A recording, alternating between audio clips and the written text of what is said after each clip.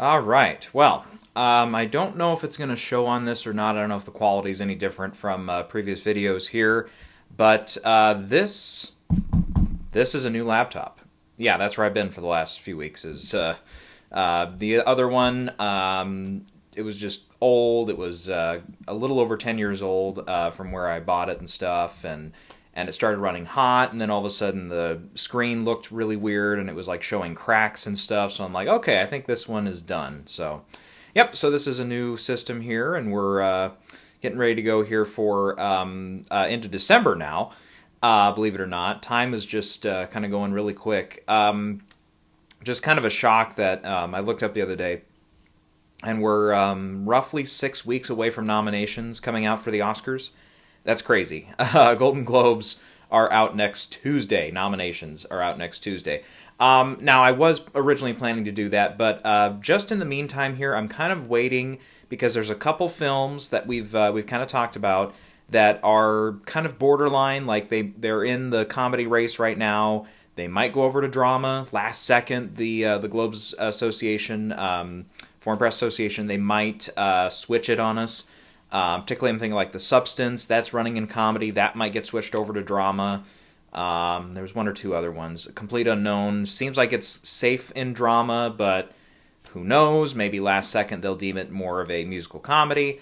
I don't know. So, yeah, there's a few question marks in there for sure. So I wanted to, maybe just wait a little bit longer on those before we give the last predictions on those, because I did change a few things here and there for those. Yeah, I'm gonna wait until we get those officially before we get another video up for that. And when that does happen, it probably will have to be last minute Monday. It'll have to be sometime on Monday there that we get new predictions up. So that will be kind of a little last minute. But again, I just don't want to go out there and say, oh yeah, this person gets in, and then have all that come back on me. Just a couple hours after I post it or whatever. Anyways, so today we're really just going to look, because I've made some changes here and there to the whole Oscars list of nominations and stuff. We'll talk a little bit about the New York Film Critics Circle and National Board of Review. They've handed out their awards. National Board of Review was just today, so I'm a little fresh on those. Because I saw who won Best Picture, but I didn't see really the full list yet for who else won. So we're going to discover that together. Anyhow, yeah, I guess we'll kind of go through. I did see there's a couple films I've seen as well. I've not gotten to nearly as much as I wanted to, and the worst part is right now, all the local theaters with Moana and Gladiator 2 and Wicked all kicking ass at the box office.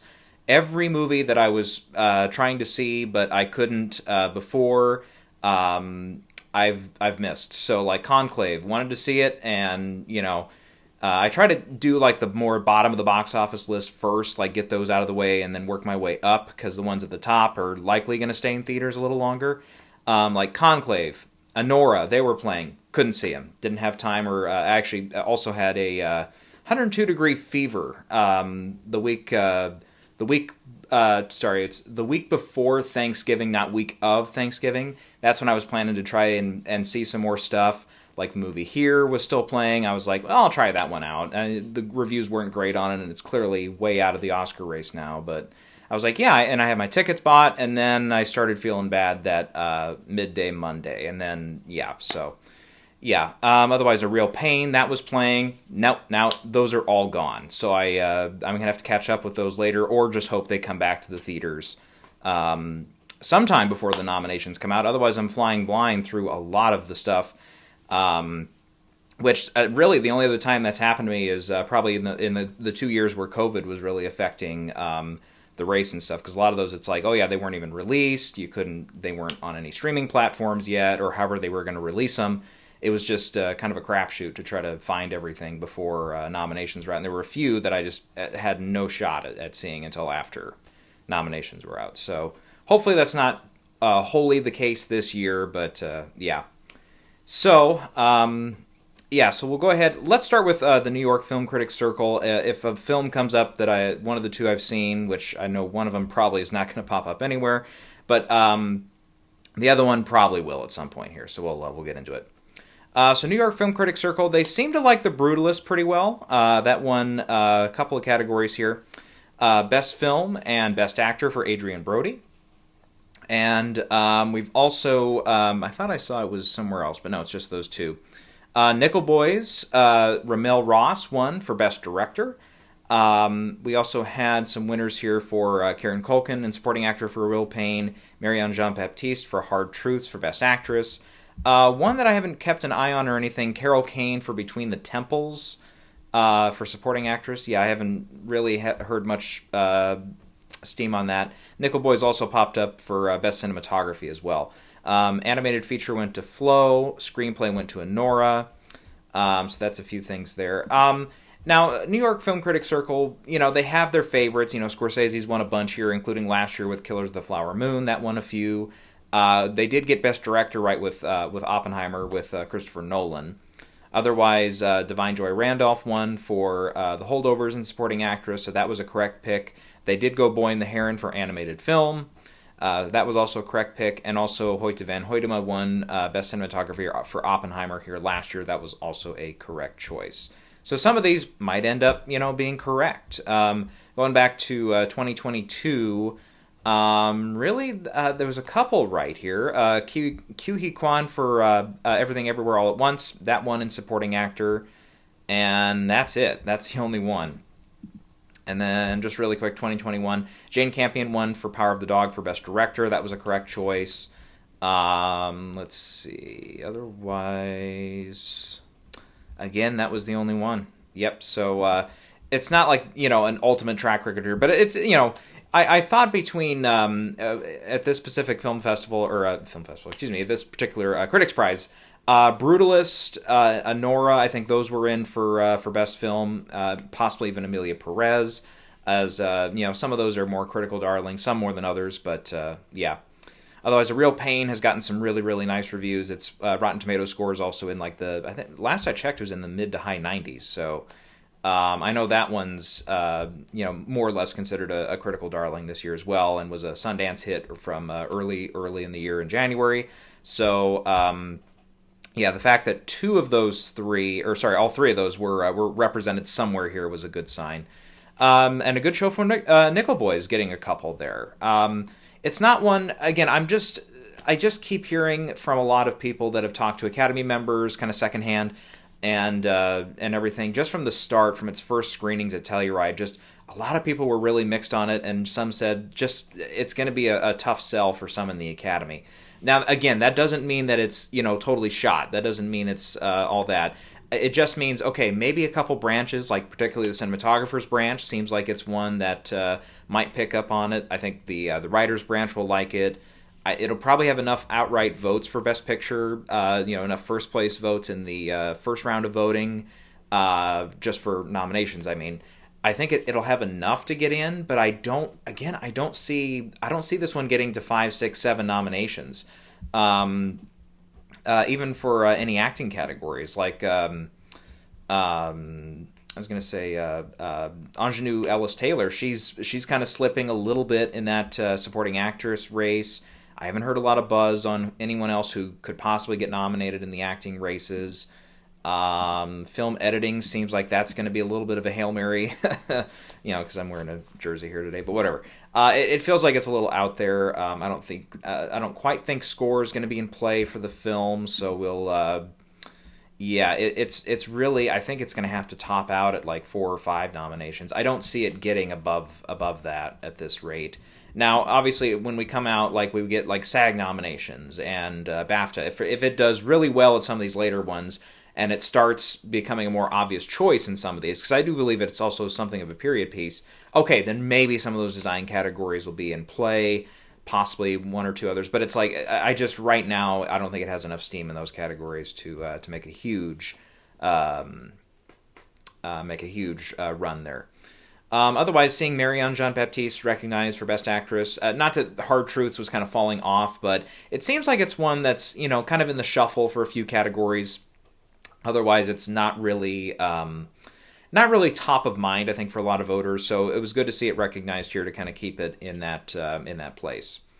Otherwise, yeah, for animated feature, I think Flow and Wild Robot are really going to start splitting a lot of these prizes this year. And leading up to the televised awards and everything. Otherwise, we could see the Aardman one, Wallace and Gromit. Their film could sneak a prize or two away. And I'm still interested to see what the Lord of the Rings War of the Rohirrim movie, being in the anime style, if voters are going to attach themselves to that one or not. I don't know. I don't think it's gotten any screenings or anything as of yet. Not that I know of, but yeah, we'll see. Okay, so here we go. This is the National Board of Review. This was just announced today. So I've seen, and I did see, yep, Wicked won for Best Picture. This is not one. I have not seen Wicked yet. I do have a couple relatives that have seen it, and they've all enjoyed it. But it's again, it's not one that they weren't like crazy over the moon for it. They're not. The one person I talked to is not a particular musical fan, but yeah, they still said no. It's still good. Anyway, so the is it 11 or 10? Let's count here. Or is it 12? Hold on. Or how many did they put in? 1, 2, 3. If I can count here, 1, 2, 3, 4, 5, 6, 7. Okay, now I lost count. 11. Yeah. So it's 10 films and then a winner. So it's kind of how they did that. Wicked won. Well, yeah, we'll see what else it won here later on. But otherwise, in the top films of the year, they put Anora, Baby Girl, Complete Unknown, Conclave, Furiosa, Gladiator 2, Juror Number 2, interesting, Queer, another pick I wouldn't have expected, A Real Pain, and Sing Sing. Interesting. So, where The Brutalist? Nobody? Okay, I guess they didn't like that one. Emilia Perez? No. Okay. Dune? They didn't like Dune, evidently. And yeah, a couple of the other ones there, like Blitz. Like, okay, I know Blitz is kind of having a hard time lately, but we'll see. All right, let's keep going here. And some of these others might, pop up in different lists depending on where they put them. Let's see here. Independent films. Top 10 independent films. Bird, A Different Man, Dee Dee, Ghostlight, Good One, Hard Truths, His Three Daughters, Love Lies Bleeding, My Old Ass, and Thelma.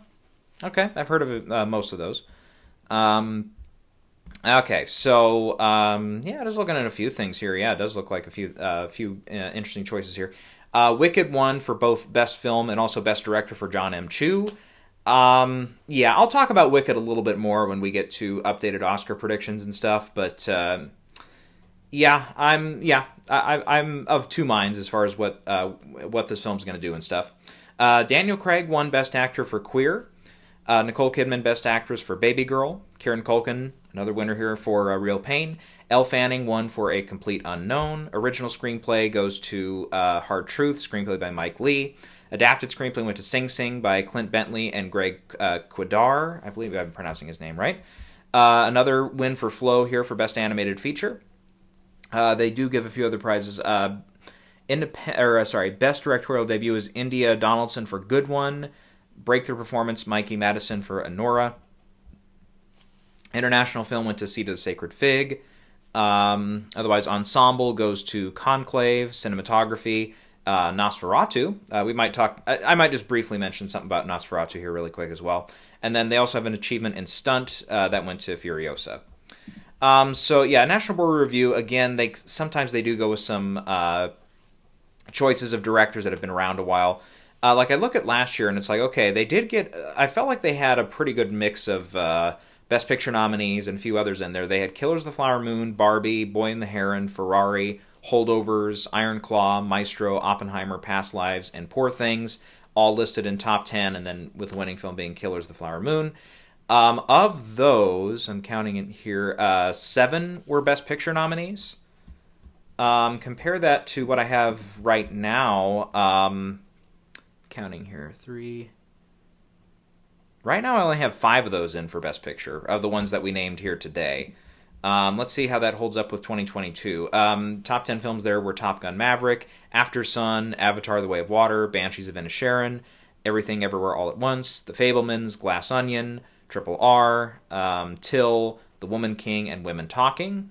So of those, I'm counting 6. 6 made it for Best Picture. And one more time here for 2021. Licorice Pizza won here, and then also listed were Belfast, Don't Look Up, Dune, King Richard, The Last Duel, Nightmare Alley, Red Rocket, Tragedy of Macbeth, and West Side Story. I feel like they did a little better there. Let's see here. 5, 6... I'm counting 7 there. So they did a little better there and then with 2023. Now, as far as these winners here, John M. Chu and Wicked, like I said, I'll get a little more into where I have Wicked right now, how many slots I have it into, and which categories and stuff. But right now, I'm not really that confident that John M. Chu is going to get in. I don't think he's... I would say, I mean, maybe he's in that 6 to 10 range, but I'd have to look at the full list here again and I'd have to say, okay, maybe he's closer than we think, or maybe he's a little further away, but that's interesting. I'll talk about Daniel Craig and Queer a little bit later here as far as its chances and where it's heading. Nicole Kidman, yep, I'll also mention her in just a bit.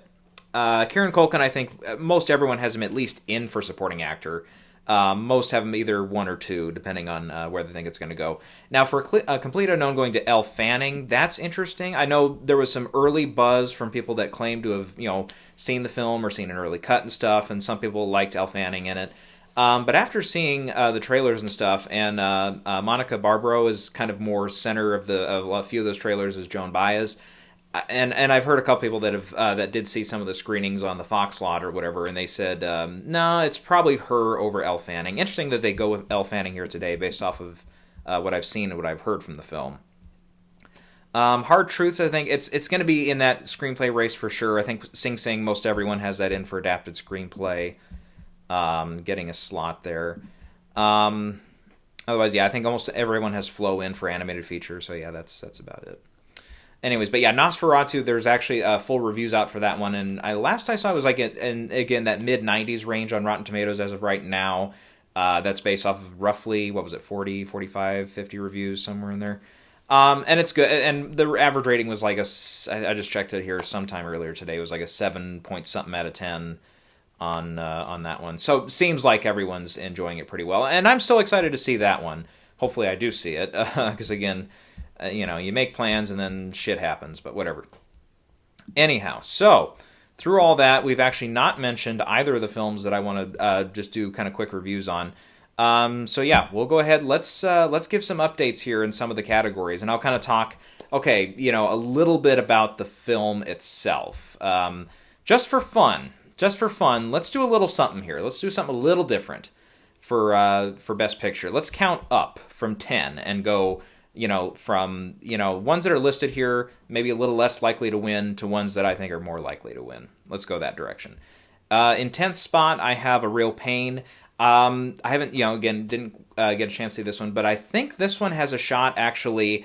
It's probably only going to play in screenplay and above, so in other words, the top 8 categories. The only other exception, I think, if it could somehow sneak into film editing, that'd be a huge sign of strength for it. But, yeah. It's mostly going to play, I think, screenplay and above. But I think it's got enough passion behind it, enough people that like it. The indie vote, some of the indie vote's going to go to that one, so I'll include it here. Number 9 is Nickel Boys for me. And again, this one, we talked quite a bit about this one, so I don't think we need to add way too much. In 8th, here's Blitz. Yeah. So yeah, you can tell. I'm changing a couple things here for a few of these winners and stuff in different categories. With this one, it's just, we've gotten to this point now with Blitz, it's like, yeah, we can just tell Apple, I think, they're still, obviously, it's their biggest player this year, but it's not going to be like a 9, 10, 11, 12 nominee film. I've got it, right now I've got it in for 5, so it's fallen out of a few predictions on my end. It just, the passion right now is not there for the film. I could see it bounce back a little bit. If the Globes really like it, Critics' Choice, if they are favorable to it. And I think I'd still say look out for SAG. Since it's a kind of film that's related around kids, those movies tend to do really well at SAG. So if it sneaks away a SAG Ensemble nomination, I think it's definitely still in the race. And I still think it's got enough passion behind it, enough voters that will like it, that it still gets in for picture. But it's clearly down a few pegs from where it was. Quite a few. Number 7 is Sing Sing. So A24 didn't really, when they released it this summer, it didn't really catch fire the way I think maybe they were kind of hoping it would at the box office. in its limited run. So I did read an article the other day here that said they're thinking of re-releasing it or planning on re-releasing it in January. I'm not sure if that's early January, like before the nominations are out, or if that's going to be like mid to late January after nominations, or possibly the weekend of nominations, since they're announcing them on a Friday this year, which is kind of nice. It's kind of nice to have that extra day at the end if you want to take the whole day off, which I do. I always count it as a holiday, day of Oscar nominations. But yeah, in this case, I think with this one, it's got enough passion behind it that it could sneak its way back into like the higher rankings in the Best Picture race. But right now it's not there. It's still, again, there's still people that really like it. It's looking, again, particularly strong more in the top 8 categories than it is below the line. It's not really a traditionally below the line movie. That's not really a production design or costume design movie and stuff like that. It's still, for like original song possibly, and maybe 1 or 2 other slots, it can sneak its way in, but I don't know. We'll see. Number 6 for me is Wicked. And again, this is having not quite seen it yet. The popularity of the film at the box office and with critics, again, it was like 89-90% on Rotten Tomatoes, with pretty strong reviews. It seems like John M. Chu and everybody did a great job. It is almost 2 hours and 45 minutes, which makes me question, okay, how much are they expanding this out? Because the 2 hour and, again, almost 2:45, that's about the length of the actual Broadway piece or whatever, or as it was originally out or whatever. And I don't know if that's with or without intermission or whatever, but so I'm like, okay, when they said that was the length, I'm like, oh, so it's only because again, they don't have Wicked Part 1 attached to it, kind of like Dune. They didn't have Dune Part 1 on every last marketing material. It was more just on the title screen, and that was about it. With this one though, again, I'm just just from an outside perspective, having seen the play the musical, I should say, a couple times. It's like I really struggle, like, okay, where's the halfway part? If it's not Defying Gravity, which I'm sure is, obviously it's in this part 1, if that's not the cutoff point, I don't know what is. And yeah, it's like, what are you leaving in the second half then? How much are you expanding this out? Anyway, so with the popularity of the film and stuff, and it does seem like it will get into a fair number of those tech categories. We'll get into a couple of its chances in the acting categories here in just a few minutes, but it's got a chance to score a couple nods there as well. So yeah, it feels like it's kind of shaping up there to actually be a bigger player than some of us had expected at the beginning of the year. So I've got it in. At number 5 is Dune Part 2. I have this down here because I think Dune Part 2, it's not really a player to win Best Picture, but it can certainly be a player to be Most Nominated Film, which the first one was in 2021. It's in play for that. I don't know if it'll quite get there, because I have, again, one film above it that I think will get more nominations, but I still think Dune Part 2 has a chance to make a little bit of a run there in the tech categories, the same way the first one did. Overall, again, it's another really highly rated film, a lot of great reviews on it. I personally, again, having seen it the second time, liked it a little better. It's not as good as the first one, in my opinion, but still, I feel like it's got a solid chance to be in that discussion for Most Nominated Film, and to still run away with at least 1 or 2 prizes at the end of the night. Then at number 4, I have Emilia Perez. So this is one, it is on Netflix now, so I sat down and watched it, I think it was just a couple days before Thanksgiving, and man, it is a musical. It's an out-and-out musical, and as far as that goes, that was a very enjoyable part of the experience. The music in the movie is really great, the way it's performed, the way I'm sorry, I'm blanking on his O'Dare is the last name. Jacques O'Dare. I was like, I'm trying to remember I need to visually see his name so I pronounce it right. But Jacques O'Dare, his visual style here, particularly the cinematography, right from that opening shot that zooms in and you kind of see these lights that are blinking a little bit, and once we zoom in to see what it is and stuff, right away I'm like, oh yeah, this is getting in for cinematography. Just that one shot, which is one of the very opening shots. I was like, oh yeah, this is visually going to be a very interesting movie. And yeah, the backdrops and with the musical numbers and stuff, and the lighting schemes with the musical numbers, very, very enjoyable for me. I really dug that part of it. And yeah, otherwise, as far as like performances, Zoe Saldana is really great in this. Easily her best performance to date. But Carla Sofia Gascon is really a discovery here, though. and it's a thing because I have some relatives and stuff that are maybe not 100% PC with like the transgender movement and stuff. So I had heard a couple things going into this where it's like, no, it's not a transgender movie and stuff. And then having seen it, it's like, oh no, it is. It totally is. 100% is. And man, that's one thing because I know there's kind of a discussion, very gets to a very heated discussion as far as do you only cast trans people as trans characters and so on and so forth. And I've always been a little opposed to just making it a blanket statement because actors are actors. It's literally what they do.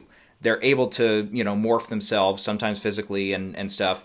Or through the aid of makeup and obviously CG and so on and so forth, to be many multiple things. Look at Andy Serkis, for example. He's the master of motion capture, as he's been called multiple times, and so on and so forth.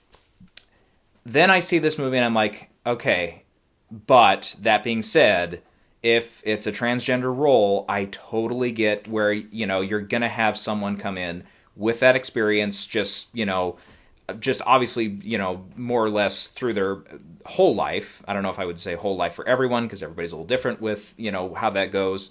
But man, seeing that and just seeing the physical transformation and stuff from the first character to the second character where she becomes Amelia Perez, boy, that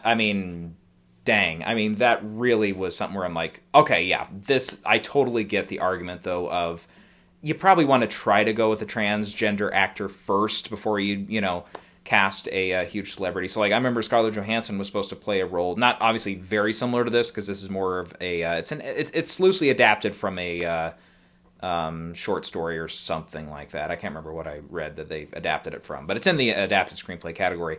But because it was supposed to be like a biopic. And it's like, yeah, I get it. I get that it's, again, it's a great role for her, a great chance for her to show her strength as an actress and everything. But yeah, having seen this now, it's like, okay, I get both sides of the argument, particularly more of the pro casting transgender people as transgender characters. Getting the experience in there, and then just also the way they're able to pull off the physical transformation and for it to look as good as it did in the film. I mean, yeah, it really, really was a nice addition there. It's something, obviously, you're not going to see in every movie, and here, I particularly liked it. I thought it was a really good, great performance, and a really great decision, I think, by Jacques and everyone involved to go ahead and make that decision. Not taken away from actors saying, oh, no one else could have played this role, but I don't think anyone else could have played this role the way that Carla did. So, yeah, I give her credit for that. Otherwise, who else? Selena Gomez is fun in her supporting role. But yeah, Zoe, I think, is going to take more attention there. And yeah, I got to say, though, one thing. Zoe, we focus, not to give too much away, but she's one of the first characters we focus on, and she's one of the last characters that we focus on as far as, like, shots and stuff in the movie.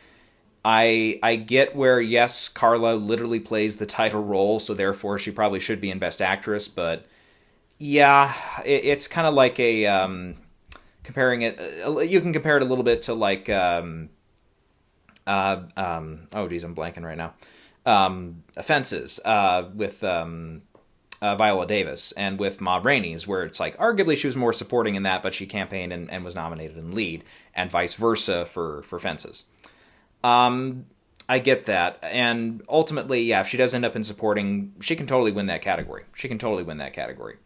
But yeah, the music was great. The acting was really good. The general story, I thought, that was maybe one factor of the movie that I was a little shaky on. I do feel like it does pack in a lot, and even though it's about a 2.25 hour movie, it still at times feels like they are really stuffing in a lot of things. It's part Breaking Bad. It's part, with the transgender surgery. It's part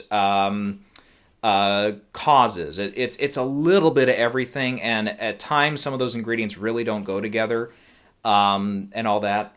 But it's, I don't know. That's maybe one part of the movie that I was a little shaky on was just, it did feel like there were a lot of different directions the movie would move in, and I don't think it always transitioned from them, not pun intended, really well from one way to another.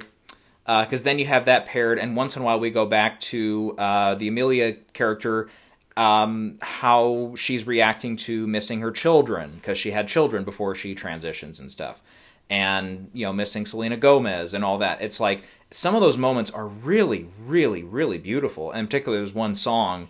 I won't spoil exactly where it is in the movie, but it's roughly, I won't spoil who sings it or whatever, but there's one part in the middle about, one of the kids missing their father and stuff, and it really was a nice, beautiful little song, and it's another thing where it's like, I don't feel like this movie, even though, yes, it is, obviously, with the casting and stuff, more pro-transgender, it's also a bit of a cautionary tale. It says, hey, doing this, yes, if it's affirming for you, okay, that's good.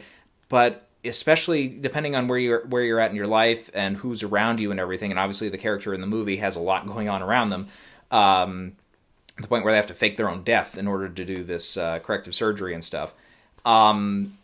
It's I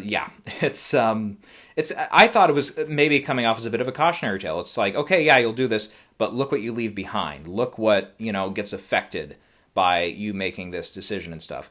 And again, I don't think it's coming out and particularly saying that one of those is a 100% right choice all the time and one of those is a 100% wrong choice all the time. It really, I think, did kind of balance that a little better than it did just the whole rest of the general story and the different plot lines that were going on.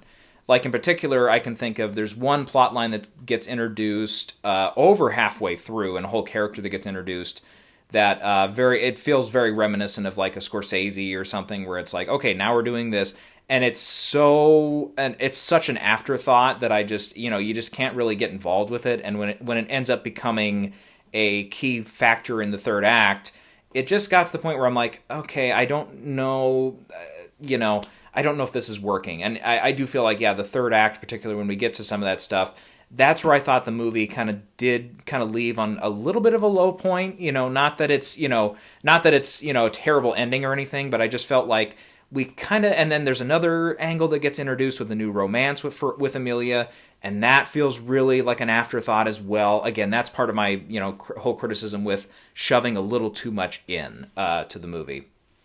I think generally you would have been better to cut one or two of those elements out, and I think it would have been more through storyline. And if you need to get to the ending that you get to, maybe minus one character, there's a way to do it in a similar fashion that will get you to where you want to go, with Amelia kind of becoming the figure that she becomes by the end of the film. So overall, I've kind of bounced between, okay, is the ending, my maybe not dislike for it, but my disappointment with how it ended. Is it more of an 8 out of 10 or a 9 out of 10? And reflecting on it here in the last week or so since I've seen it, I think I'm more a 9. I'm leaning toward a 9 out of 10. I think the music, again, is so strong. The acting is strong. The choices were strong. And some of those moments, again, really, really nice. That it does, I think it overcomes some of those flaws when we get into the third act and everything. So, yep, there's my thoughts on that. But otherwise, I think this one, it is a Netflix film. It's Netflix's big turkey this year as far as, what are they cooking up for Oscar voters. And I do feel like, yes, it is still, at the end of the day, very much in the running to be one of the most nominated films. They're running, there's more than 2 songs in the film. I guess when I tried to find it there, it kind of listed the 2 songs that they're campaigning. It didn't list, there's also, a boatload of other songs, but they're just choosing to run the 2, which I think is smart. I think a lot of them do that nowadays, but yeah. But I would expect both of them are going to make the short list here in a few weeks. It's actually, is it 2 weeks from... It might be 2 weeks from today. When is that short list announced? I thought it was the 18th.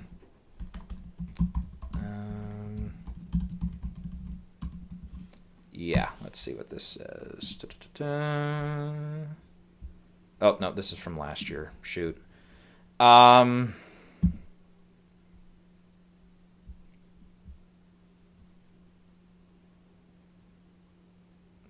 Oh, is it January? No, that can't be right. Hang on. This isn't right. I'm trying to find it here.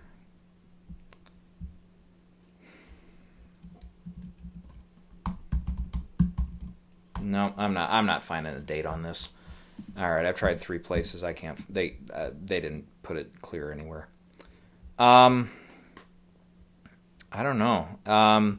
Last year was kind of late December, so we're probably in that same time frame here. So yeah, probably 2, maybe 3 weeks tops. Even though I know Christmas is 3 weeks from today, so it probably won't be on Christmas Day. It'll probably be that Wednesday or Thursday before. So because they've been trying to do it on Wednesday, Thursdays, from what I recall, but that should be coming up. But yeah, I would expect it to be on a few of those. It's also, I think, again, really a player in some of these tech categories. I feel like it could be one of the more nominated films in the top 8 categories, potentially getting into 3 acting slots. I think director picture feel pretty good. Screenplay feels pretty good. So yeah, and again, we'll cover more of what else in particular it's nominated for down the line here. Number 3, Conclave, and again, this is one I haven't got a chance to see yet. But seems to be a pretty strong player. Again, especially more above the line than below the line. But I think it will be definitely one that gets into and is in contention for maybe 4 or 5 categories below the line as well. So I think that one's pretty safe. It's well-liked movie, well-reviewed. Really, it might be more of a boring contender for some. But yeah, I think it's number 3. Number 2 is Anora. Yeah, maybe some of you know what my number 1 is now. But yeah, number 2 is Anora. I still feel like the big hurdle for this film, and it's one that, okay, a couple recent examples have shown it's not everything, but I don't think Anora is getting an ensemble nomination at SAG, which has been kind of a stumbling block for a few other contenders, like La La Land, like 1917, like a couple of the other ones there. That have missed that. Really, we've just seen Nomadland and Shape of Water in recent years miss out on that SAG Ensemble nomination and then go on to win Best Picture. Anora, I think it'll have a presence at SAG with Mickey's nomination in Best Actress, but I don't see it. I know a few of the supporting actor contenders are being debated there, but they might knock each other out in the voting, and that could come, across all the categories. I know one of the actors is favored to be nominated at the Oscars and then maybe miss the rest, which is good. It's good to mix in some of those. You don't have to go just straight 5 across the entire way if you're predicting all these different award shows, because there's always a little variation. There's always a little change with all of them. And usually we get 1, sometimes 2, or some years 3, nominees on the morning of Oscar nominations that have missed everything, and then they end up showing up at the Oscars. So I know that's been one that a lot of people have touted this year as like the one to do it, but I don't know. We'll see. Yeah, so that's my number 2. Again, the SAG thing is big. Otherwise, it's not going to be a huge below-the-line contender. It's going to be very top-heavy with its nominations, like potentially 1, maybe 2 acting races, director, picture, screenplay, and then film editing. And that's, I see it topping out at 6. I don't really see a path to it getting to 7 nominations. Yeah. So I think that's part of my issue with it. So yeah, that's my number 2. So my number 1, my new leading contender for who's going to win Best Picture this year is The Brutalist. And I think with this one, number 1, this movie has, even though it's not out yet, and even though it's been, kind of selective in who's seen it, it has a cool factor to it. It's reminiscent, not totally, but partially reminiscent of Parasite, where it's like once Parasite started screening, everywhere, and people started seeing it en masse, it got to be a really cool movie. And it's one of those that the Academy voters, you didn't see, I would say probably more than a few handfuls here and there, putting it last on their preferential ballot. They put, a lot of them were putting it 1, 2, 3, 4, like in the top half of their nominees. And The Brutalist, even though it is a long movie at 3.5 plus hours, even though, yes, it is international to some degree, and I've heard it is kind of a slow second and third act compared to how the beginning of the film goes. Again, I feel like it's a movie, too, with the epic scope of it and stuff. It feels like one, again, that it's like, I'm going to be hard-pressed to see Academy voters, at this junction at least, putting it like dead last across the board for like a certain branch of the Academy or anything. I think a lot of people are going to put it in that top 3, 4, possibly top 5 on their preferential ballot. So you get enough of those, you can win Best Picture. So that's my thing with it. And the other big thing, this really is a movie that's going to be a good mixture of above the line and below the line nominations. It's film editing, cinematography, possibly the 2 design categories. sound it's in play for as well. It just feels like one that could get a good mixture of those above the line and below the line categories. So that's my thought on that one. Now, as far as why I'm keeping out some other contenders, let's go into that here. Start with Gladiator 2, which I think a lot of people have started to put in. There's kind of a little rumbling now. Again, we saw this a few years ago with Ridley Scott, like, get him his win, get him his Oscar win. I'm sorry, if he couldn't do it for The Martian, which was a more secure Best Picture contender at this rate at almost 10 years ago, and he even missed out on the directing race as it turned out at the end of that one, I don't see Gladiator 2 being the one for him. I don't know. It's got, again, most of its nomination bulk, I think, is going to come from the tech side. I think Denzel is still pretty solid in supporting actor right now. I don't know if he's going to hold up or not, but he'll certainly get a couple early nominations for sure, like SAG and Golden Globe. He won't be nominated by BAFTA. They've never nominated him at BAFTA for like hardly anything, so forget that dream. Otherwise, yeah. One of the ones I dropped, though, was A Complete Unknown.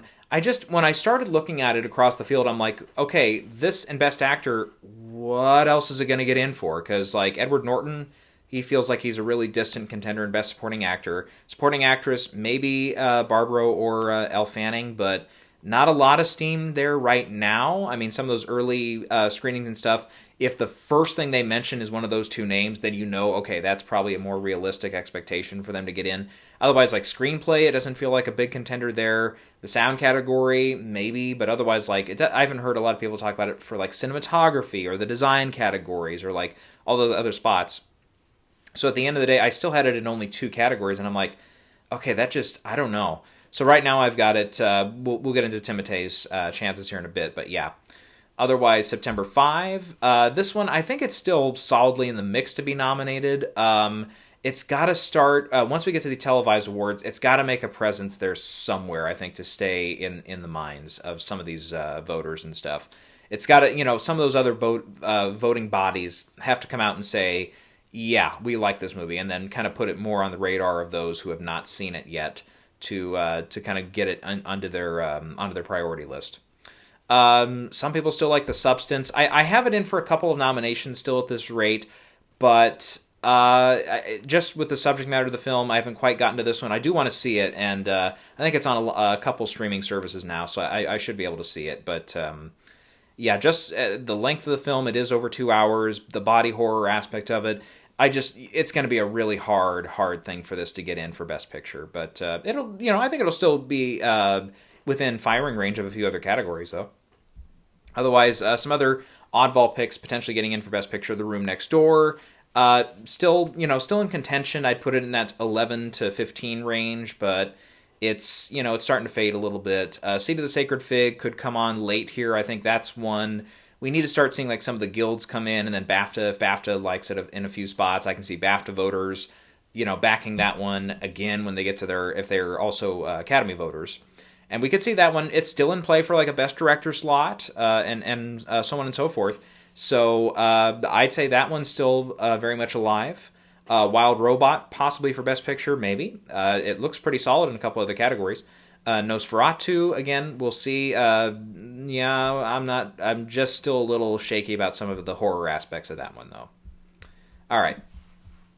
Let's move on to the Best Director race. Now we can just kind of go down from 1 to 5 here.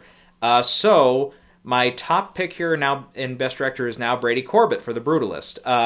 Feels like this is one, he's a guy that's gotten some of the notices before with some of his earlier works, has kind of become something of a name where it's like, okay, maybe you've seen a couple of his movies, but it's like this is kind of a big breakthrough for him. So I can see him doing that with the big runtime, the epic scope and everything. Yeah, I can see the director's branch in particular really, really digging him, getting him in, and then if the film kind of takes off, he can win Best Director. And the other thing, too, because Sean Baker kind of led this race for a while here in Best Director, and then at the early market there in November, when we got to the kind of early frontrunner stage, he was still, I believe, in the lead at that point. And I'm like, well, it's not the 80s anymore. We don't see, the Robert Redfords and the, not Mike Nichols, excuse me. Mike Nichols is another one. He'd kind of do those more, family squabble kind of films like the Graduate and stuff is kind of one reminiscent of that. stuff like that. But James Brooks, like Terms of Endearment, like that winning for Best Director as well. It's just, we don't really see that way too often anymore. I mean, the closest one recently, you could argue maybe Nomadland was a little more of an intimate film that won Best Director. I would argue, getting, more female directors winning in that category was a bigger building block for those wins before we get to the actual direction of the films or anything. Not to say there was anything wrong with her or Jane Campion for Power of the Dog, and their directing style or anything, but I don't know. You take those two out, it's like most of the Best Director winners, again, probably Parasite is one that's closer to some of these other more, less epic scope directorial wins. But it's like, otherwise it's been like the big epic scopes. It's been your Revenants, your Birdmans, your Shape of Waters. It's been those that have been winning Best Director. Even Everything Everywhere All at Once, or Oppenheimer last year with the kind of, even though that one was more, again, intimate rooms and, smaller rooms and stuff, it was kind of one of those dramas. It still had the epic scale kind of feel to it, especially with like the Trinity test sequence and building Los Alamos and all that. It just felt, if I don't hit my hand on anything, it just felt like... a little more of an epic scope there to that one. And that's where the directors, winners, that's where their head's been for the last, 10, 15 years. So, yeah, again, if this were the early 80s, oh yeah, Sean Baker would be a shoo-in to win. But since we're not there anymore, someone like Brady Corbett kind of fits more that direction. If not him, it's Denis Villeneuve, but I think he's a little further down the list. So yeah, I have Brady at 1, Sean Baker at 2, Edward Berger at 3 for Conclave. He did miss for All Quiet on the Western Front, which was very weird because I thought that one was like a shoo-in, especially after the BAFTA thing. And I had been predicting him forever before that. Not to say I was one of the first ones, but I was certainly very, earlier than a lot of people on putting him in for Best Director. And it's like, yes, I felt like, yep, I'm going to cash in on this. And then he misses. And it's like, what? The film gets it was 8 or 9 nominations, and he's not one of them, and neither was film editing. It was so strange. But anyways, Berger, I still feel okay with him for Conclave. It's, I don't know, for him, I probably should put him a little lower personally, but yeah, I still have him in. Then we have Jacques Audiard for Emilia Perez. And yeah, my 5th is Denis Villeneuve for Dune Part 2. So for the ones who are also in contention here, I did drop Steve McQueen for Blitz. Again, it just doesn't feel like that's more of a directorial film for them. I would say Ramel Ross is getting close for Nickel Boys with the win yesterday at New York Film Critics Circle.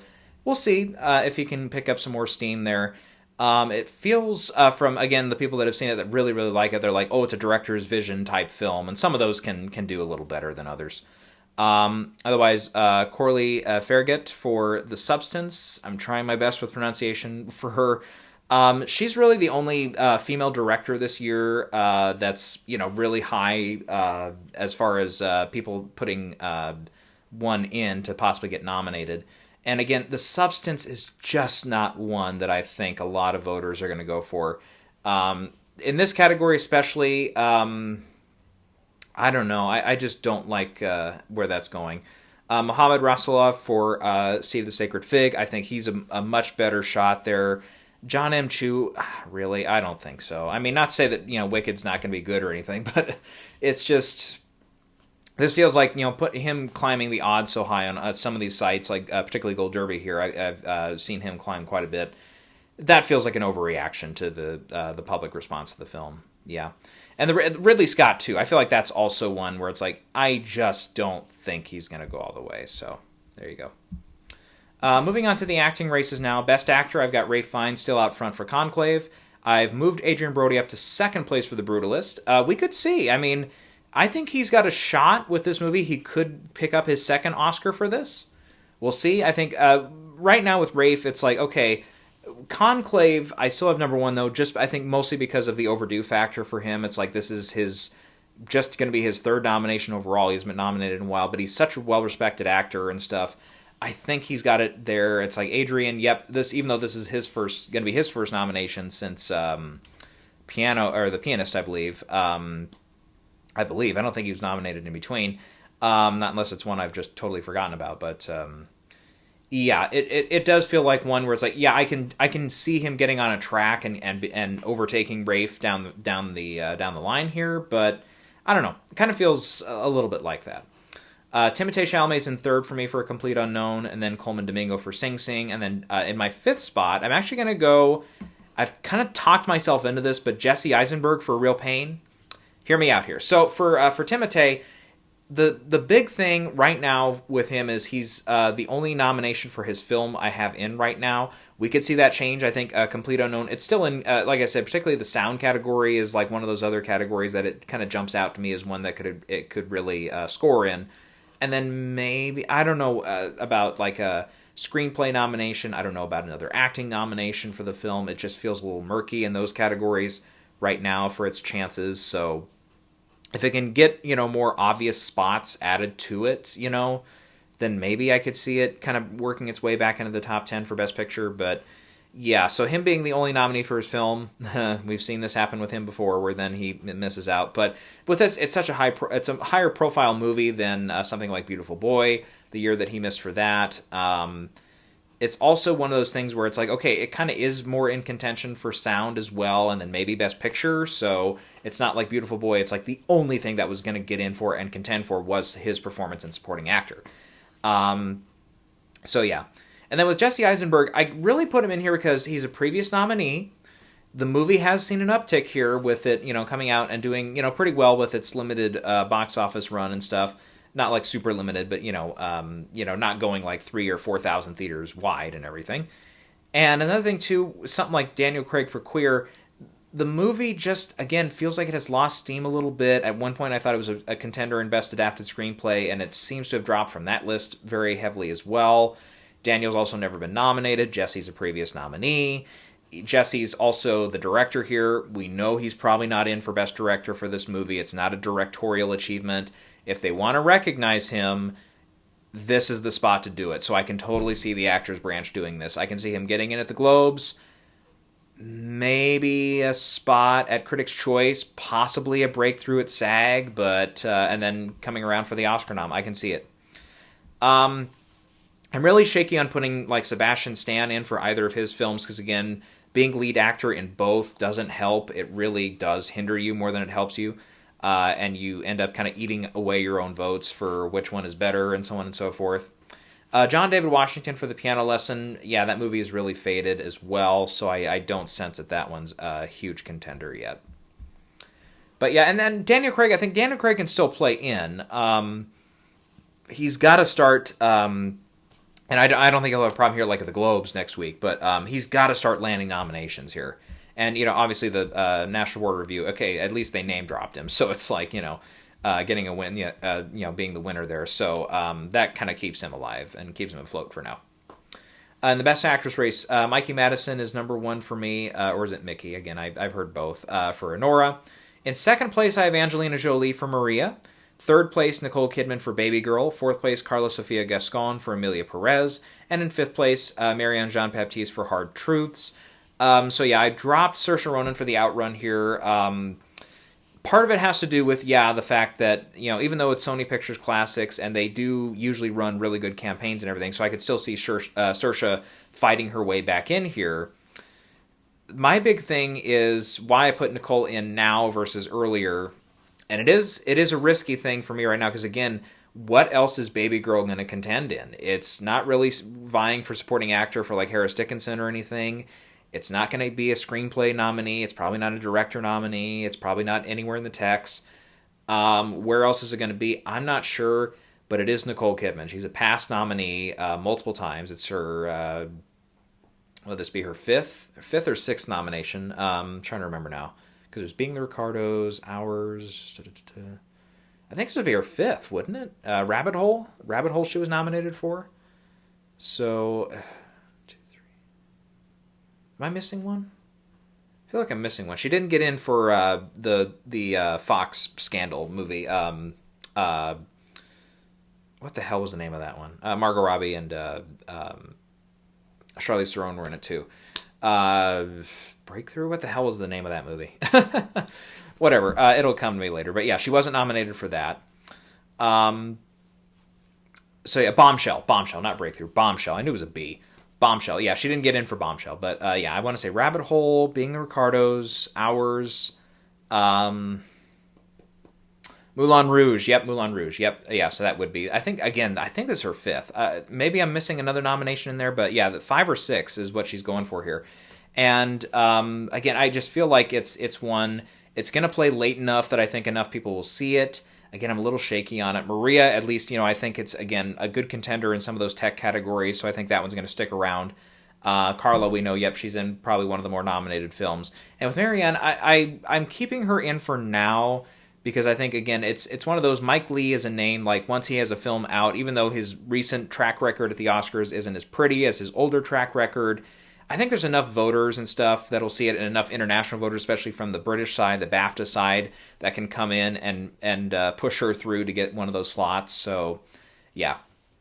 Otherwise, I'm leaving out Cynthia Erivo for Wicked. What was really strange for me, and we'll get to supporting actress here in a minute, but it was really strange to see the big jump that we saw for Ariana Grande in supporting actress. And yet Cynthia Erivo in a lot of these odds was not moving up at all. She was not moving. And now all of a sudden, now she, I think, as of today, she's in the top 5, tied with Marion for odds-wise for Best Actress for 5th place. And it's like, I didn't get, okay, why is one moving and not the other? And it's like, when I read the reviews and stuff, it's like, nope, everybody cited both as good performers and stuff in the movie. So it's like, it's not like Cynthia was just okay and Ariana was like, the next best thing to slice toast or something. No, so I wasn't sure what was going on there.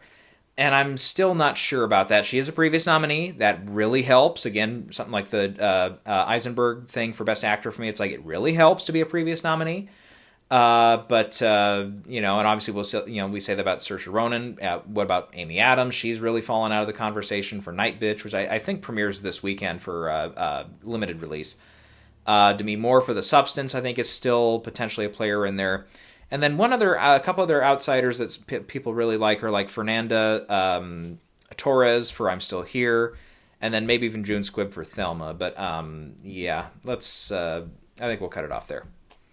In the supporting actor race, Clarence Macklin is still my kind of temporary placeholder for Sing Sing, though Kieran Culkin for Real Pain, he's a really solid second. Once I see the movie, I might bump him up to first, but I still have to see Sing Sing as well. Like I said, I'm really behind on a lot of these. Like this whole category, I've not seen any of the contenders, so that doesn't help me. In 3rd place, I have Guy Pearce for The Brutalist. 4th place, Stanley Tucci for Conclave. And in 5th place, Denzel for Gladiator 2. So yeah, it's kind of a mix right now. Mark Edelstein and Yura Borisov for Anora. Kind of, I feel like they could end up splitting votes and neither gets in. That's kind of one of my big concerns right now. I've heard people say, though, Yura is definitely, though, of the two, the stronger performer, the one that has more of the memorable scenes from the film. And also, with the subject matter of Anora and everything, I can see some voters being a little turned off by the subject matter. They might not get all the way through the film. It's not like a super long film, but I think it's, like 2:20 or 2:15? Again, 2.25 hours, somewhere in there. I can see some people not making it through and not getting to some of what's supposed to be Yura's best scenes later in the movie. Otherwise, still in contention here, you got Jeremy Strong for The Apprentice. You got Edward Norton for Complete Unknown, maybe. Maybe Samuel L. Jackson for The Piano Lesson, but he's kind of fallen off. Peter Sarsgaard for September 5 as well. A little bit off the beaten track now. In supporting actress, this is one I feel okay with my 5, but at the same time I'm like, but I have to, shouldn't I put in this person and this person and this person? It's like, I don't know. So first, Zoe Saldana, I have moved up to 1st place for now. Danielle Deadweiler, since The Piano Lesson is fading so much, right now she is really risking, because again, Piano Lesson, where else is it going to land? John David Washington is kind of in contention, but not, by a huge margin. Best Picture feels pretty distant there. Screenplay, not a lot of buzz right now, even though it is an August Wilson adaptation. The tech categories, not really. It's like Danielle is kind of the best choice, is kind of the lone wolf here of the film's representation. And remember, she couldn't even get in for Till, which was, still a really good performance there and everything, yeah. But that was another one. It's like Till, okay, maybe best song and then maybe best actress for that one. Couldn't get in, and she missed out. So I'm really nervous about still keeping her at number 2, but we'll see. Number 3 for me is Felicity Jones for The Brutalist, and then Selena Gomez for Emilia Perez, and then Saoirse Ronan for Blitz in 5th. And I do think right now her bigger play is for this film, but it's kind of strange. Both that The Outrun and Blitz are 2 films that have faded significantly from September onwards here. So I'm a little shaky as far as, okay, can she still get in? But I think if she focuses more of her attention here, I think she can steal one of these slots away from someone like Ariana Grande, who I do not have in. And here's the thing. Nothing against her, I just don't see it. Right now, with the trailers and stuff, I just don't see it. I asked, that was my first fucking question to everybody who's seen the movie. I asked them, the first goddamn question I'm asking is, how good is Ariana Grande? And all I've heard is she's fine from everyone who's seen it. Now, that's just more immediate family members and stuff. These aren't people that are digging in and know the historics of Oscars. And they basically, not say they don't care about it, but a lot of them don't care about it. And what they know is basically, if I, throw them some hints or something, but because it's just not their milieu. But no, I've not heard anyone just come right out and say, no, she's terrific. And again, going back to the reviews, like everybody's like, oh yeah, she's great in it. And so is Cynthia Erivo. It's like, there's not a clear distinction. So I just, again, having not seen it, I just don't get it. So until I see it, I just can't predict it. It just something doesn't feel right with putting her in right now, having not seen the film. It feels like a desperation heave for me at this point. Isabella Rossellini, I did have in for a while there for supporting actress. I have her out right now for Conclave. Sounds like it's really kind of one scene and everything, and some of those hit, some of those miss. So right now the category feels a little crowded without her, so it feels like a miss for me. Aunjanue Ellis-Taylor we talked about a little bit with Nickel Boys. Otherwise, we did say Monica Barbaro for Complete Unknown. I would also say someone like Margaret Qualley for The Substance. Really, I can see her getting into a couple slots here early, and maybe she sticks around. We'll see. I like the Globes. I think she's got a shot to get into the Globes for sure. Critics' Choice feels maybe more so appropriate, since that's a more critical darling movie as well. So if she lands a couple spots here or there in those early ones, and then maybe gets in for SAG, then it feels more real. But we'll see. For the screenplay categories, original screenplay, I've got The Brutalist out front as kind of a placeholder for now. Getting more of that theory of, your best picture winner also taking screenplay, so that's that. Anora in second, though, then A Real Pain. I do have The Substance here in fourth place, and I did put Saturday Night in for fifth place. Saturday Night is another one. The box office was not strong for the movie, and even though I really loved it, it hasn't been one that has really stuck around. It's on streaming, so you can definitely see it, and I still really recommend it. And I showed it to a couple family members, and they dug it. I knew they would. They're kind of SNL not fanatics, but they're SNL fans in the way that they know, oh yeah, I know Chevy Chase, and they've seen a lot of his movies. I know Dan Aykroyd, they've seen a lot of his movies. Jane Curtin, we've seen her in a lot of stuff. And even, still seeing the older actors who are no longer with us, like Gilda Radner, and seeing John Belushi, of course, it's like, oh yeah, they dug all those things. And they thought particularly the ones I showed it to, they said, great casting, they said. Really kind of nailed getting those personalities down and the look down and everything, yeah. So I'm leaving out September 5. I'm leaving out Blitz. Blitz doesn't feel like anymore with the way the movie's going right now. Screenplay feels a little far afield. Seed of the Sacred Fig is in play. Hard Truths is in play. Challengers is still kind of in play. So, yeah. That'll keep us busy trying to predict that category. Adapted screenplay-wise, I've got Conclave as the front-runner for now, then Sing Sing, Amelia Perez, Dune Part 2, and then Nickel Boys. Seems to be the consensus 5 right now. We'll see. Dune Part 2, I've heard some people say, well, that one might miss, but we'll see. Sequels, I get it. Sequels do usually struggle in screenplay categories, but it's like, okay, would they go with The Room Next Door? Maybe. That's a possibility. I don't see Wicked being there, so that does leave a spot. Okay, is that a spot for maybe something like A Complete Unknown to sneak in and grab a spot? We'll see. All right, really quick, we'll kind of go through. I've made a few picks here in the tech categories, a few changes here and there. Probably not as much crosstalk on these, but just for time's sake here today, we'll kind of mention them, because I do have one more film I want to touch on, just a few quick words about it. And it's one that's probably not going to land any nominations, but we could be maybe starting next week. Maybe it actually surprises us in a couple of categories, so we'll see. But anyways, for cinematography, I'm going to say Dune Part 2 in the lead for now. I'm really close to putting Brutalist number 1, because everyone's just talked about, just beautifully photographed film and stuff. But with Dune Part 2, I just think, again, I think of that arena sequence, and I think of some of that stuff, and I'm like, I kind of can't help but put it at number 1. So that's number 1, then Brutalist, then Amelia Perez, then Maria and Conclave. I feel pretty good about that. But again, what about Nickel Boys? Nickel Boys with the kind of first-person photography and stuff. I feel like that one should get a slot, but I'm like, I don't know. Do I drop Conclave? Amelia Perez? I feel like those top three especially are really locked in. Maria feels right, especially coming from a previous nominee as well. That's where I can see something like Nickel Boys, which, as I recall, and let me triple check here. Let's go back here. Don't I have... There it is. Okay. I was going to say, isn't the cinematographer... Yeah, the cinematographer's not one who's been nominated by the Guild before or at the Oscars before.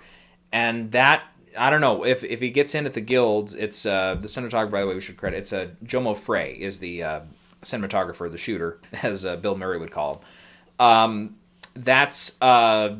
It needs to get in at the Guild. If it misses the Guild, I really struggle seeing it get in for this category. Otherwise, some people like Nosferatu, and it did get the nod today from the National Board of Review.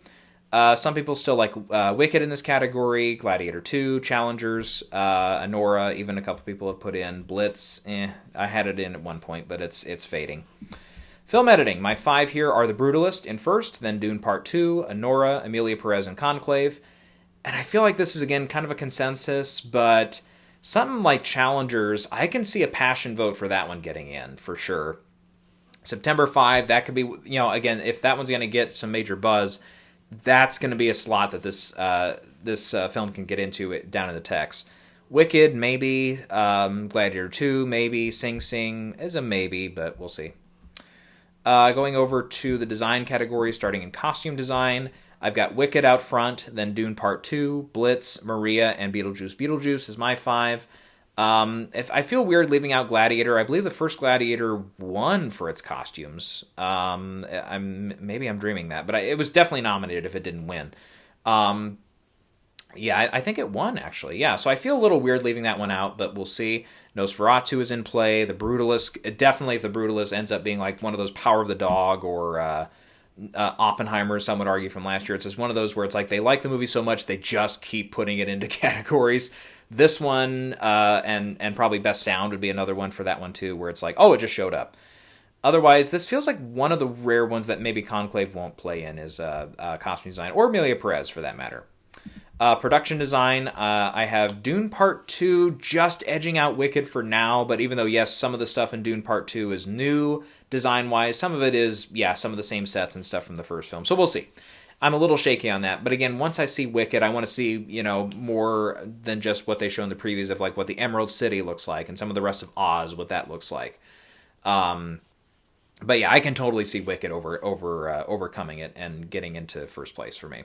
Then I have The Brutalist. I'm still hanging on to Beetlejuice in this category, and then Gladiator 2, because I think I'm one of like maybe 3 people on Gold Derby predicting Beetlejuice right now. But I just think I think it's one of those, particularly if it gets the costume design nomination. I can see the production designers branch, also the art directors branch, in other words, really still liking this movie. And if it gets that contemporary or fantasy or whichever one it's going to contend in there at the Art Directors Guild, then I know for sure that it's one to keep an eye on. If it misses there, I'll definitely switch. And I might switch before that, but we'll see.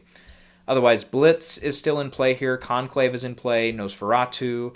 Maybe Maria. Possibly Amelia Perez. But again, the production design in that one, it's not one of the go-to, I don't think. In the original score category, I have The Brutalist in there, Conclave, Blitz, Amelia Perez, and The Wild Robot.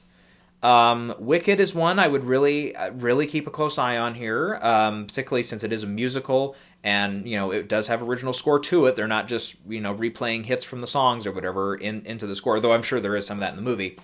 That could get in here. Challengers feels like one that could hit. Room Next Door. The jazzy beats of Saturday Night could maybe sneak around and somehow steal a spot. Gladiator 2, possibly Nosferatu, so... yeah, I feel like that's where that one's at. For the songs, I think El Mal or The Evil, which is one of the standout songs in the movie as far as like where it's presented and stuff and what happens during the song. I don't know if it's one of my favorites though, personally. Neither is the other one, Mi Camino, which I have in 5th place. But I don't know.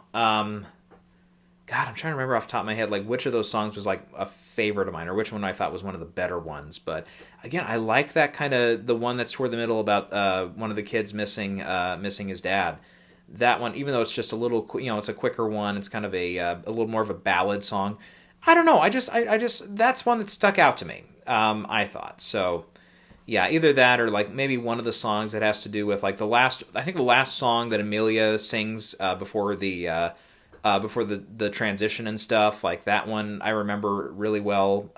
So I don't know. Just personally for me, yeah, the El Mal song and Mi Camino, they're okay, but they're not like the first thing I think of when I think of the music from that film. So just my personal opinion. Not to say that it's gonna derail the whole thing or anything, but we'll see.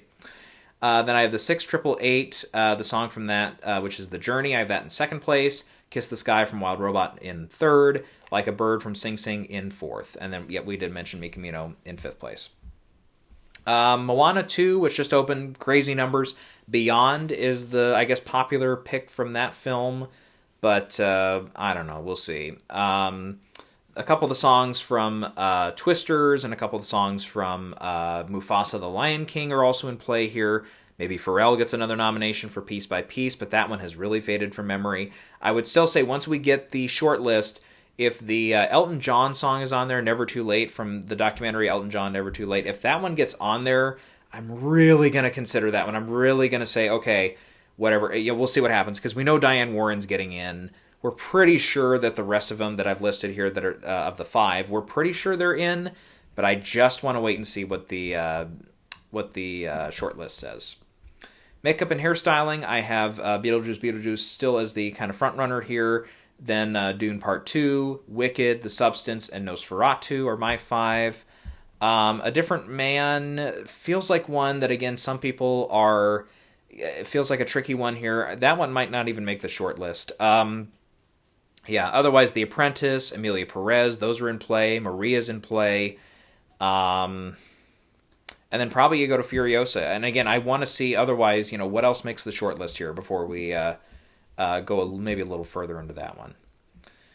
Otherwise, for Best Sound, I have Dune Part 2, Gladiator 2, Blitz, Wicked, and Emilia Perez as my 5. Complete Unknown, yep, again, this feels like a more natural spot for that film. Twisters, maybe. Conclave, maybe. The Brutalist, again, I would really look out for The Brutalist here to steal a spot as well. For visual effects, I've got Dune Part 2 out front, and then Gladiator 2, Kingdom of the Planet of the Apes, Mufasa, and then Wicked getting that 5th slot. Again, Twisters is a possibility, Furiosa is a possibility. One that I wasn't really sure of early on, and now I've seen the trailer a couple times, Better Man, which has a, I guess it's stop motion, or maybe it's just CG, but it's an ape acting as Robbie Williams through the movie. Kind of a strange choice, but I thought Piece by Piece going Lego was kind of something of an odd choice as well. And it seems like critics have liked both films, so what do I know? That one's a possibility, but otherwise I'd say I would also look out, and I know it sounds kind of weird, Deadpool and Wolverine is one I think I've name dropped before when talking about this category, but Marvel films have tended to do pretty well here, and this is the only offering for Marvel this year, so I would say Deadpool and Wolverine. Maybe it's a little closer than we're thinking, at least here early on. And then I don't think I've done animated feature yet, but I guess we can name drop that one here just because I know it's on Gold Derby and stuff. But Wild Robot, Inside Out 2, Memoir of a Snail, Flow, and Lord of the Rings War of the Rohirrim are my 5. I'm really close, though, to putting in Wallace and Gromit. I think that one's going to be really close. Moana 2, even though, yes, it's a box office hit and everything, I feel like these Disney sequels, if you're not under Pixar, they just really have not been going for them. Frozen 2 being the primary example, of course. Otherwise, I think we'd have to see Chicken for Linda, some people like, as a kind of dark horse. The Colors Within is another dark horse. I would say, let's be careful here. There's not a short list for this category, though. So if you want to go with one of those, it's not completely impossible. I mean, we did have there's another robot one last year, right? That I heard nobody talk about, and all of a sudden it was a nominee. I'm like, oh, okay. But it was like Robot Peace or something like that. I don't know. It was something I had not heard of, so I don't know. But yeah. Anyways, I think that's kind of a scope right now for what I'm thinking as in and which ones are, possibilities and stuff. So the other film I want to comment on really quick, and it's not one, again, I think it's going to stick around in the Oscar conversation and really not get too much buzz, but it's We Live in Time, the Andrew Garfield and Florence Pugh one. And this is one I had someone that really recommended it to me. They're like, you have to go see the movie. So I'm like, all right. So I went to see it. And unfortunately, it's just really not one that I've, remembered very fondly. I mean, I remember it's a non-linear movie. There's one particular birth scene that happens in a petrol station, as they say in the movie. Those parts I'll remember, but otherwise, I just feel like, again, with Andrew Garfield, because some of his other films lately I've reviewed, like other than what was the Eyes of Tammy Faye. It's just, again, if I were to recommend the film, I'd really only be recommending it for the performances, and even this one even less so, because Garfield and Florence Pugh, they don't really have much to work with here as far as like great scripting and great dialogue. They don't really have it. I mean, it's a kind of a casual and kind of been there, done that kind of cancer story. Feels like we're not breaking any new ground from any of the other cancer stories we've told in the last 30, 40, 50 years, film wise and stuff. It's just, I was more, when I was, watching the movie stuff, I was kind of more fascinated by some of the outside things. Like, okay, it kind of made me think, and I mentioned this to someone, I'm like, it'd be kind of interesting to see, because the movie's non-linear, I'm like, at first I thought they were going to go, oh, they're going to show a couple things, and maybe later in the film is when we see the meet, the meet cute, how these two met, in other words. And I just, I kind of thought, what if I did one where it's like, okay, the first scene is the breakup, we go non-linear, and the last scene is how they met. To kind of show, okay, this is why all this happened. It's a non-linear thing. I bet someone's probably done it somewhere before, either in written format, or maybe there is a movie out there I just haven't seen that does that. But it'd be kind of cool, and this movie kind of, when it was doing that, I'm like, it really made my mind drift, and everything. And I try not to be, when I'm going over movies and stuff, I try not to be someone who's criticizing the movie for what it's not. I try to judge it for what it is, like, in particular, I've heard, a couple people recently talk about, particularly with like Saturday Night coming out and stuff. They're like, well, realism, you need to be realism. You need to get the truth correct, and all that. But it's like, I don't know. I have half a mind that says, no, historical fiction can be really fun to dig into. And some of those results and some of those films can be really, really good, or books, or, whatever medium they're in. They can be really fun, and they can be really good projects and everything. But some people, they're like, nope, I just want it to be 100% exactly what happened. So something like Saturday Night, which does kind of, there's a couple things in there that for sure did not happen, that it's like, some people they just turn their nose to it and stuff. It's like, I don't know. When I try to judge the movie, I'm not judging it by, oh, they should have done this, this, and this. It's more like, okay, what they did it work for me? And for, going back to like something like earlier this year that I was critical of, like Dune Part 2, it's like what they were doing, the choices they made, even though, yes, I do get that that's supposedly how the original book did it and stuff. It's like, it just, for the movie itself, it didn't feel like it worked. It didn't feel like it was a big hubbub. The big reveal, the kind of, Luke, I am your father moment, more or less to speak, in Dune Part 2 without totally giving it away. It didn't have near the impact that I think the filmmakers and everyone, involved thought it would if you didn't know the story going in, which I did not know the story going in. And yet when that moment happens, I'm like, okay, what does that have to do with anything? It's like, it didn't have that impact for me at all. So again, I was more, and I do try to criticize the film more for what it is versus what I would like it to be. And I'm sure, that's something I've definitely tried to kind of correct over the years. Because I'm sure you can go back to some of my earlier things, like Bohemian Rhapsody, I'm sure I was pretty critical of, oh, this didn't happen, and everything. But it's like, again, I would rather, if you're going to do a movie like that, where you're going to go against the grain a little bit, you're going to fictionalize a little bit here and there, and put in some stuff that didn't happen. If it turns out good and the movie works better for it, go for it. Something like Saturday Night, I was thinking about this earlier today. I was like, well, in Saturday Night, if they had just stuck with only the things that happened on that night, the movie would have been half as long, and there wouldn't have been near as much. But when you add in all this stuff, it's like, and all that. And I'm sure Lorne Michaels learning all the stuff, like the Dick Ebersol scene between him, those two, when they're, talking about what the studio really thinks of the show and stuff. I'm sure all that stuff came out way after the show had premiered and stuff. But anyways, for fictional purposes and to help the movie out, they put it way up front, and so on and so forth. But yeah, if it helps the movie out, if the movie is better for it and it makes a better product, I don't care. yeah. So, anyways, but yeah, with this one, We Live in Time. Again, it's just really, it's not a super memorable movie. It's not breaking any new ground. The performances are fine, but again, they don't really have much to work with.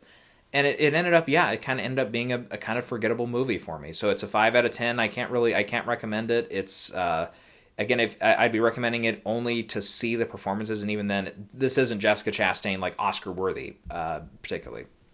So yeah. Like I said, we'll be back here later this week, probably Monday, because the nominees come out on Tuesday for the Golden Globes. So we'll go ahead and get the final predictions out on Monday night, and we'll go into there. Because again, I made a few choices here and there that are kind of, they feel like a little shoot for the fence, go for the fences, swing for the fences, all that stuff. They feel a little out there, but I'm like, you know what? I'm just going to try it, because some of these predictions every year fall through, and it's like there's always one or two surprises that the Globes throw in there. It's like, oh, it's a past nominee, we should have seen that coming, blah blah blah. So I have a few of those in store for Monday. But again, I want to see a couple of those classifications where they land before I 100% give those out. So we will be back for sure on Monday. Otherwise, I know we've got Critics' Choice. I'll just wait until the nominations are out, because there's no use in predicting those anymore, because they'll just nominate whatever the hell they want in some of those categories, including tiebreakers and shit like that. Otherwise, SAG, we've still got a little while before SAG nominations are out, so we'll obviously go back to those. And as a few more of these regional and critic prize groups start coming about, we'll kind of gradually go into them as well. But that's all I got for today.